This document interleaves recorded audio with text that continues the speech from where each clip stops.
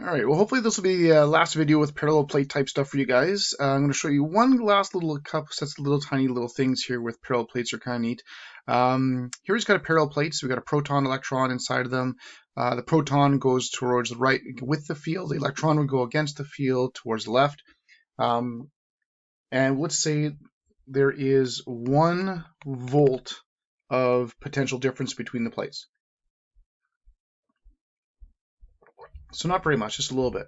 Now, the amount of work and energy to go across, the energy or the work done, whatever you want to call it, the energy, the work, blah, blah, blah, kinetic energy, whatever, for both of them would be equal to Q times V. And they would have the exact same kinetic energy, exact same work done, the exact same everything, because it's the same voltage. They have the same charge, it makes no difference. And if we would put the charge of the electron or proton in for Q and we multiplied it by the 1 volt, I know that's tough multiplication for you guys, that would be like 1.6 times 10 to the negative 19 joules in order for it to go across. And this right here, this is actually the basis for an energy unit that's actually used really well. It's quite common with subatomic type stuff and fields and stuff like that. This is what is called 1 electron volt, or EV. And it's the idea is, how much energy you would take to take an electron or a proton. Okay, I guess the name is sort of referring to electron. How much energy you would take to go across 1 volt of potential difference. And it's called an electron volt. And if you haven't noticed, like all the energies we have are very, very, very, very small, really small exponents. So using electron volts is actually a lot easier to compare and relate stuff to. And it's actually a really simple type of calculation. It's just a unit conversion for energy. And it's how much energy is required for an electron or proton to go across 1 volt. And using this can be really handy. For example, suppose you had a 1500 volt potential difference. Well, if you have 1500 volts and you're using an electron or a proton, that tells you right there that the energy would be 1500 electron volts. It's just that easy. It's a lot. You don't have to do Q times V or QED or 1 FMV squared. It tells you exactly what the energy is going to be as long as you're using an electron or a proton. If you had 1 trillion volts of potential difference, well, then the energy would be equal to 1 trillion. Like it's just that easy. So using electron volts is a really, really simple thing to use when they're doing subatomic energies. And you look at atomic stuff, whatever, you'll see electron volts used all the time. Okay, and it's a really, really simple idea. If you've got here, let's say you got 4 electron volts. How many joules would that be? Well, 1 electron volt is just 1.6 times 10 to the negative 19. So he's going to multiply that by 4, and 4 times 1.6 is going to give you, that'd be 6.4 times 10 to the negative 19 joules.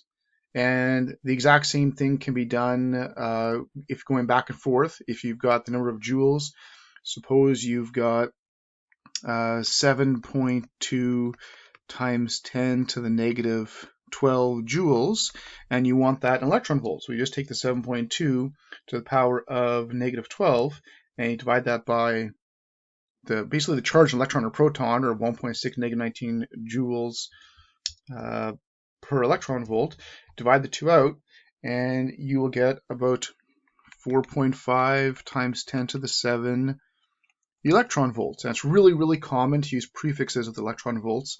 So this would be 45 mega electron volts. So it's just a basic conversion factor back and forth between energy and electron volts in terms of joules and electron volts, and it's really, really common for you to see it. So, and you can take any energy you want.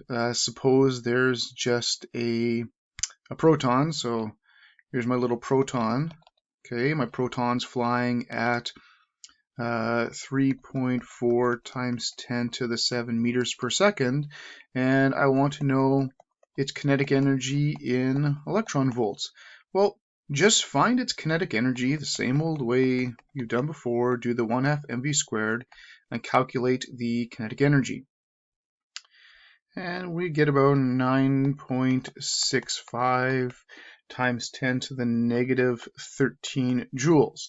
And then if we want to convert that into electron volts, we just divide by the 1.6 negative 19 value, and we can find how many electron volts, and that would be 6.03 mega electron volts.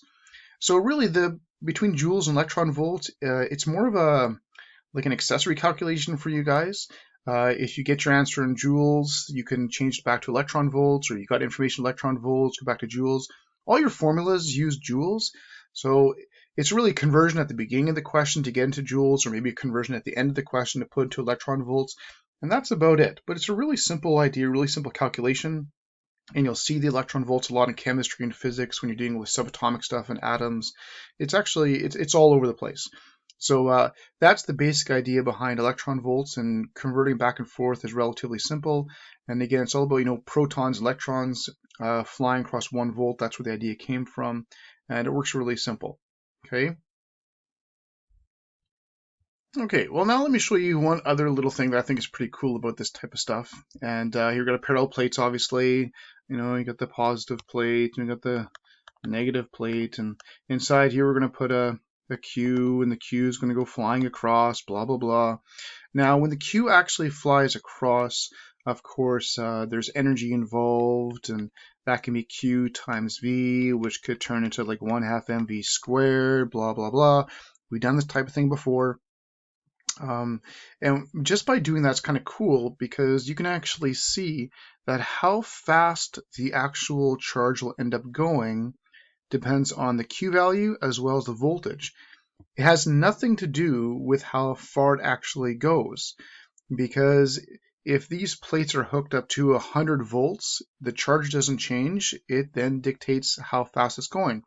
So you could actually take the plates and move them apart, and you could take this plate and move it way over here, and it would still hit with the exact same speed, because you haven't changed the charge and you haven't changed the V. It would hit with the exact same speed it would if the plate was really, really close, even super close. It makes no difference where you put the plate. As long as you know the voltage, you can calculate exactly how fast and how much energy there's actually going to be in the situation. And that's one of the huge advantages of using electric potential and voltage to figure stuff like this out. It works really nicely. You could have the plates a few centimeters apart. You could take this other plate and you could put it on the moon, and it wouldn't make any difference.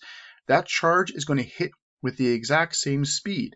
Now, of course, when the plates are really, really, really far apart, it seems kind of weird that it would hit with the exact same speed. But if the plates are really, really, really far apart, and if we go back to the expression, the electric field is equal to V divided by D, if you move the plates really, really far apart, the electric field will get really weak. The voltage stays the same, but the electric field would get really, really weak. So if the electric field gets weak, you're going to have a very, very weak force, which means you're going to have a very, very weak or low acceleration. So it's going to take a lot longer, and it's got to go a lot farther, but it'll end up hitting the exact same speed as it would if the plate was really, really close. I always thought this was kind of neat. So it's not really about how far it goes. It's not really about that type of stuff. It's all about the potential. The electric potential actually dictates how fast it ends up going. It's really kind of cool.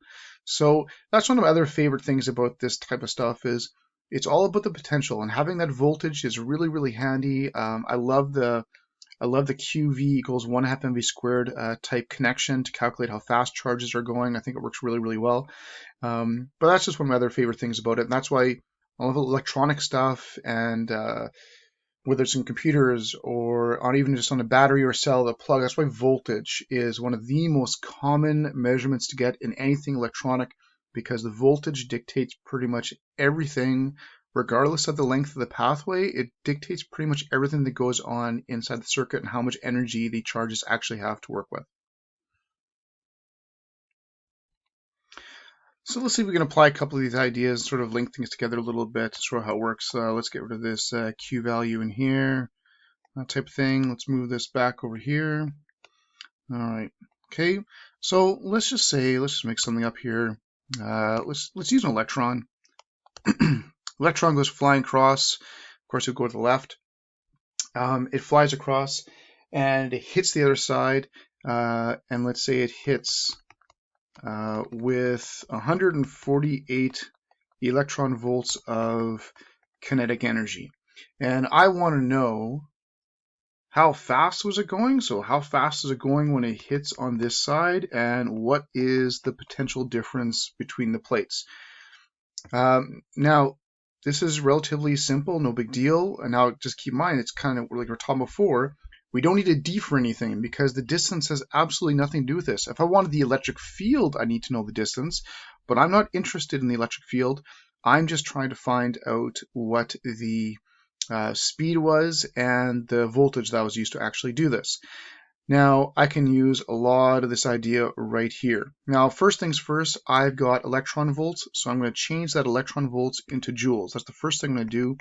So I got 148 electron volts, and I'm going to convert that into joules because all of our stuff that we use is in joules. So this would be about 2.36 times 10 to the negative 17 joules. And you can sort of see why people like electron volts, because 148 is a lot easier to visualize than 2.36 to the negative 17. Okay, now that I've got this, that is my energy. So there's my energy right there. And this is the energy for everything. So here's my energy that was used. And I can use this as my work. I can use this as my potential energy. I can use it for whatever I want. It doesn't make any difference. That's the energy involved. So if I would take this, I can take that 2.36 negative 17, I can take that and I can make that equal to my kinetic energy, and then I can use that to solve for how fast it was going. Okay, so I put in the 2.36 negative 17, and I times by 2 divided by the mass of the electron, get the V, don't forget to square root for the V, and I can calculate how fast it was going. And if I do that, I find it was going 7.2 times 10 to the 6 meters per second. Okay, so that's how fast it was going. Now if I want the voltage, that 2.36 negative 17, this is also the potential energy, which a lot of people just use Q times V to solve for. And I can solve for my voltage with this. I can solve for my potential difference. Just take that 2.36 negative 17 and divide it by the charge of an electron, and I've got the voltage that was used. Now, the thing is, if I do that, that's going to be my 148. That's one of the advantages of using electron volts. I know my voltage is going to be 148 volts. And you just calculate it. Take the 2.36 negative 17, divide it by the charge of the electron, you're going to get 148. I mean, that's where we got it from in the first place. Now, of course, if it's not an electron, not a proton, then you'd actually have to divide by the actual charge of the nucleus or the charged object, whatever it happens to be. But this one conveniently is an electron, so it makes the calculation a lot easier. So this is sort of how your electron volts kicks in a little bit. This is showing that the distance has absolutely nothing to do with how fast it actually goes. It's really the advantages of using electron volts compared to joules in terms of making certain calculations a lot easier, like a basic energy calculation.